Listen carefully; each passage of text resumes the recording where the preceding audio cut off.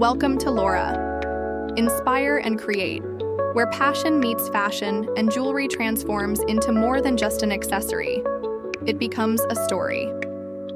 Today, I want to share with you a piece that surprised even me. It started with something so simple: a string of tiny pearls and a few gold accents. Nothing fancy, nothing expensive, just everyday materials that anyone could pick up from a craft shop. I laid them out on my work table, ready to experiment. My goal was just to make something delicate, a necklace I could wear casually.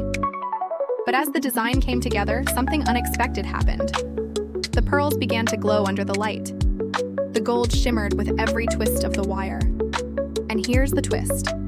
When I finished, the piece didn't just look handmade. It looked like something from a high-end jewelry boutique.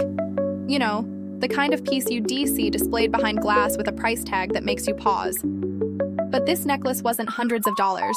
It was crafted by hand, infused with intention, patience, and creativity. And that's the real magic. Luxury doesn't always come from the store. Sometimes it comes from what you create with your own two hands. When I wore it out, a friend stopped me and asked, "Where did you buy that?"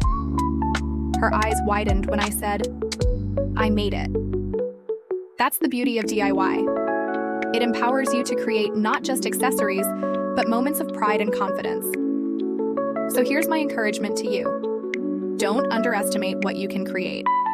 With a little imagination, your next DIY project could rival the luxury pieces you've only dreamed of owning. If this inspired you, drop a comment below and tell me, what jewelry piece would you love to learn how to make? Don't forget to like, subscribe, and hit the bell so you never miss the next design we bring to life here on Lora, Inspire and Create.